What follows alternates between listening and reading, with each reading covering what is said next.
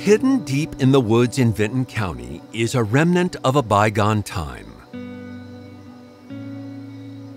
A tunnel, inexplicably in the middle of nowhere, with the word Moonville marking its entrance.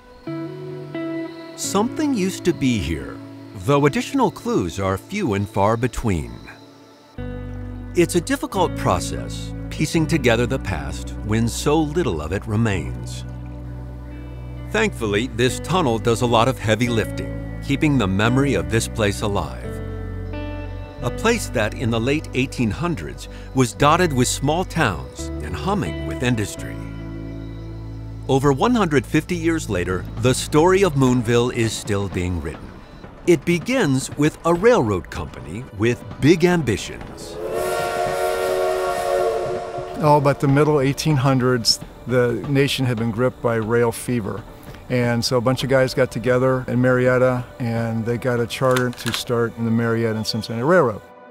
The idea of the railroad was to make a faster, efficient way to Cincinnati, because that was the whole key, to get to Cincinnati, and then you could go westward from there. If you look at a map, you can draw a straight line from Marietta right to Cincinnati. The problem is you're going through southeast Ohio, and it's not an easy thing.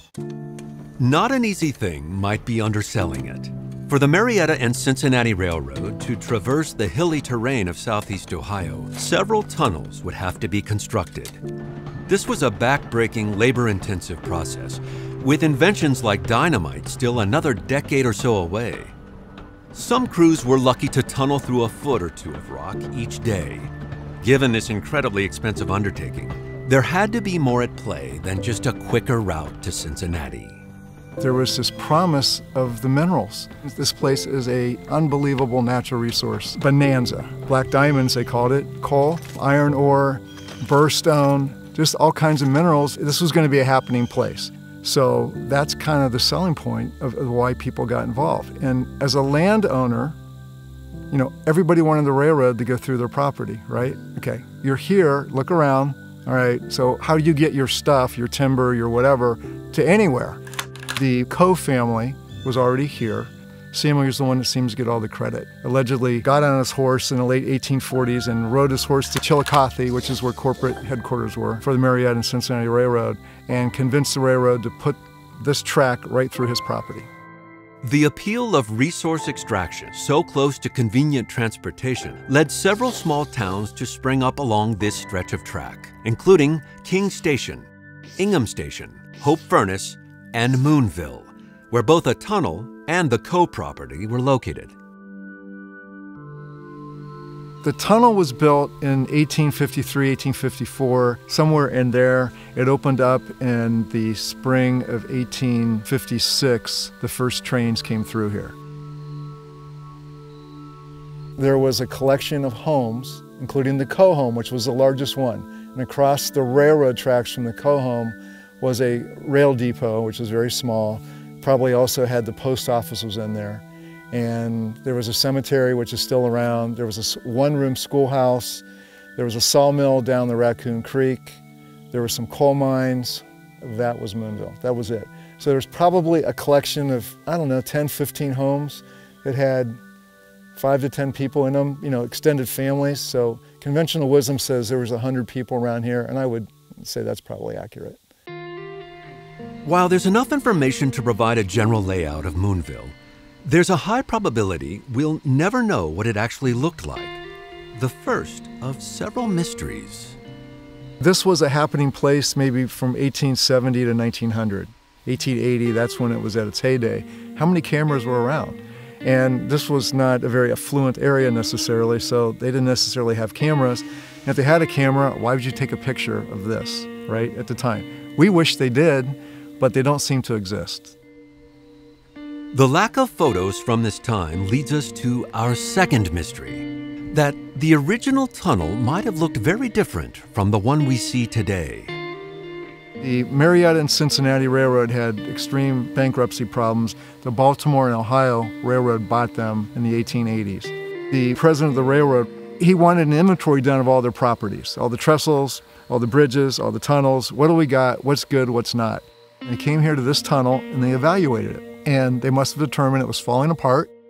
When they built it, they were still kind of learning how to do it, kind of winging it. There were new technologies 50, 60 years later, and they redid the tunnel. So there was a plaque on top of the arch of the tunnel. It said 1903, and there's a plaque inside the tunnel that has the engineer and all the guys involved, 1903. They, in my opinion, rebuilt the tunnel. I don't think it was brick before. I don't think it looked like that, but there's no pictures that exist that, you know, before and after. I don't know. There are other tunnels in this state that look like that the same characters rebuilt it. So I think this was just kind of the new model. Hey, we need something that's a little more stout. This one's falling apart. So let's line it in brick and let's do this and let's do that. They made changes.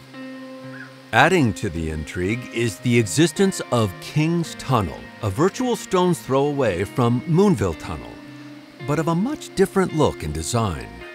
King's Tunnel is original. It's timber. It's all 100% timber. It's only 2 miles from here, the same topography, same pretty much everything, but it's made out of timber. It's a very interesting tunnel, the King's Tunnel. To recap, we have a tunnel made of timber, a mere 2 miles from one made of brick, that runs through a town we have no photographic evidence of that sprang up around the co-property, yet is named Moonville.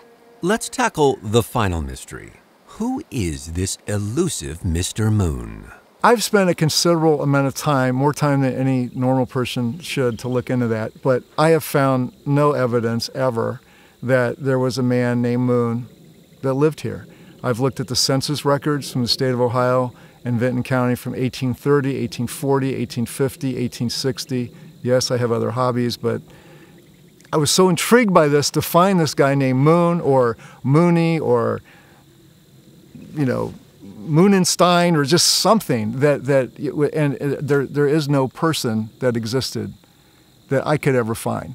I could have been something just as easy as, hey, look how brilliant the moon is here. It's really pretty.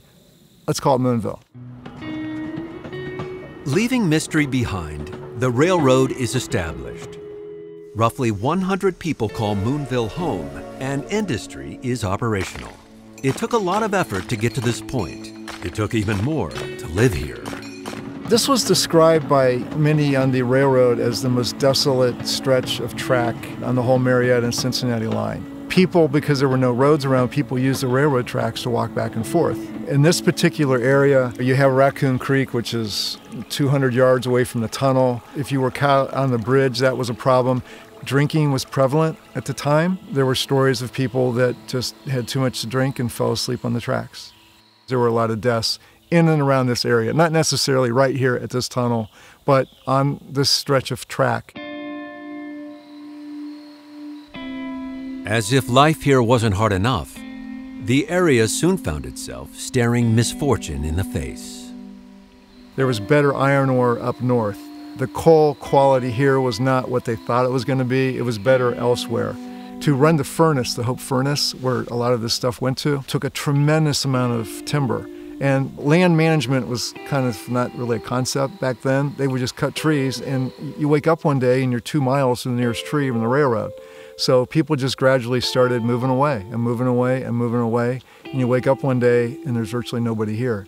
Eventually everything burned down. And it's not like you're going to call the fire department because there's nobody to call.